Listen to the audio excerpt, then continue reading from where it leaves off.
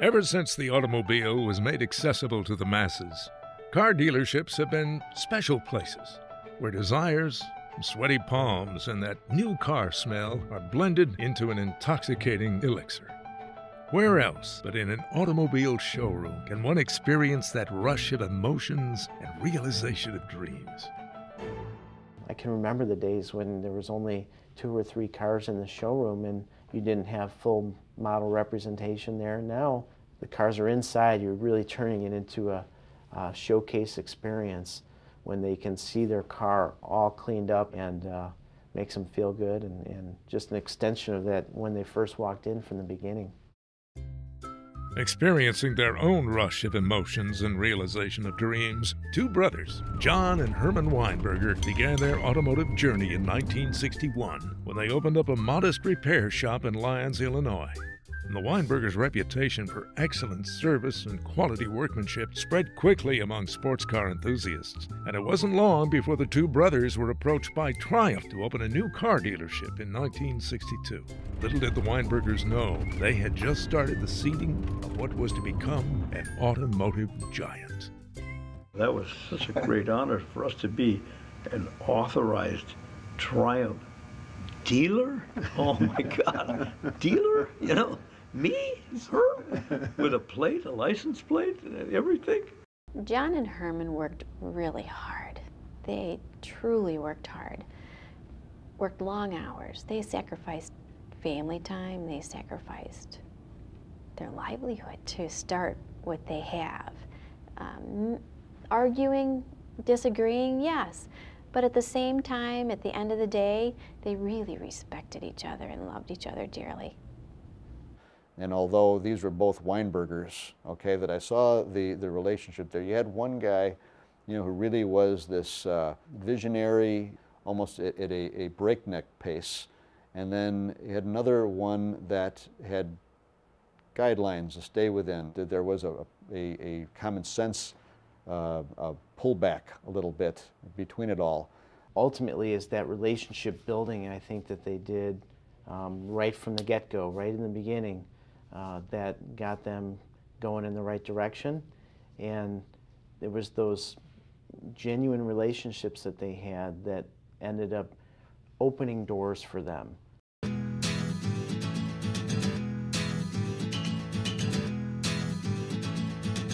As the years went on, the brothers continued to grow their Continental operation with more new car franchises, including Toyota and Honda.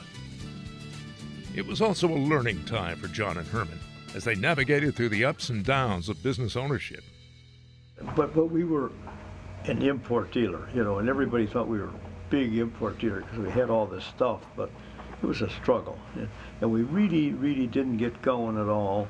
And Herm was still making his 150 and I was making my 125.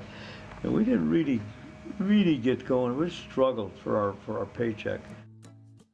It was during these years that they also began to realize the importance of good employee benefits and sound business practices. And there are good people there out there. You got to find them. And you just don't want to hire them because they work for Ford and they're experienced at selling cars or whatever. It doesn't make him the right person that we want for our customers. They're the ones. They are the ones that started it. Any customer touch point that we have within the organization, that's what we want our customers to feel, is that what made us successful in the beginning. In October of 1973, OPEC imposed an oil embargo on the United States, which resulted in the price of gas at the pumps skyrocketing from 30 cents a gallon to $1.20. The fuel efficiency of the Toyotas and Hondas of that generation made them the brand to own. Wow, everybody bought a Toyota overnight. I mean, we sold every Toyota we could get our hands on. We became famous by Friday, really, because all we do is call up and get more Toyotas and they'd sell them. And we didn't have any talent, but the people bought them, you know. And so we finally got a raise, I think, you know, because we were selling these cars. Despite Continental's rapid growth, The Weinberger brothers remained committed to providing superior service and adhering to strong business ethics. Good customer service, to me, it's important. It's an integral part of what we believe in. It's a philosophy Continental Motors Group has had for many, many years. We have to follow that thread that they created. What that thread was really was taking care of the customer. That's what really I got from Dad and Herm, and what they really meant. They really cared for the customer, and I think that's what's made us successful. This success gave John and Herman the opportunity to further expand their automotive franchises by adding Italian automaker Ferrari and another Japanese franchise, Datsun, known today as Nissan, to their lineup. However, for every successful franchise, there were others that didn't stand the test of time. These experiments included Di Tommaso, Peugeot, Fiat, Lancia, Jensen, and Bricklin, just to name a few. The mid-70s and 80s spawned automotive technological innovations and rising prosperity. By the mid-1980s, oil prices had fallen sharply, helping the revitalization of the auto industry. In 1986, American Honda Motor Corporation launched Acura, the first luxury nameplate from a Japanese automaker. In 1987, Continental became one of the original dealers for Acura, opening a new dealership in Lisle, Illinois. That same year, Chrysler bought American Motors, which produced the Jeep. This proved to be excellent timing for Continental to buy a Jeep franchise and take advantage of the sport utility vehicle boom. And it was take a number in the showroom. It was busy, it was profitable, it was fun, it was exciting. People were coming to us to purchase their first Grand Cherokee, and it was phenomenal. At this time, Continental truly became a family business. Herman's daughter Cheryl, along with John's two sons, Jay and Joel, were welcomed into the stores. I often think, you know, you always need a mentor in a business, and I was lucky to have a guy like him that could be my mentor. My mentor was my father, okay, in business. That all makes sense to a son, and it worked for me. If people keep telling me how much, you know, I'm kind of becoming, you know, my dad in a way, you know, certain mannerisms, certain things that I do. Certainly the passion for cars and racing, you know, that's something we've always shared, and it's really special to me. To be part of the family business was like a nugget of gold. It's a little treasure. It was an opportunity. These kids were so fortunate, you know, when you think about it, that we're able to still be in this business and have the kids be in the business, because otherwise, really, Herm and I would be looking at, well, let's just sell it, you know, and go on and go out to the farm, you know. But we're able to continue to work with our employees and our associates and have that fun of life and have our kids do it. I think it's the biggest favor God could give you, you know. Yeah, it's great.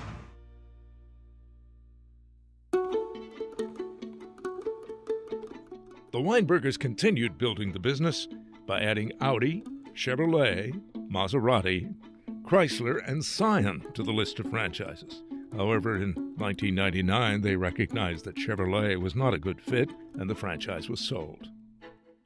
It was a time of tremendous business growth. Continental Motors Group earned recognition as one of the top 100 privately owned companies in Chicago. It was at this time the Weinbergers were building new, state-of-the-art, environmentally friendly dealerships to accommodate the rapid growth in automotive technology and global energy concerns. The 2008 financial market crisis brought consumer spending to a halt. The recession rocked the auto industry like never before. Oil prices skyrocketed, and suddenly the MPG of a vehicle became the determining purchase factor for many consumers. In 2009, to combat the crisis, the United States government developed a program, Cash for Clunkers, which gave the auto industry a much-needed boost and encouraged consumers to return to the marketplace. All the spade work we did before that in building relationships, you know, that's what made us solid through those rougher times, is because people still go back. They want to do business with people that they like and they trust. And so all the businesses that were built on a very unstable foundation of, you know, trying to maximize profit and quick sales and all that, a lot of those just crumbled.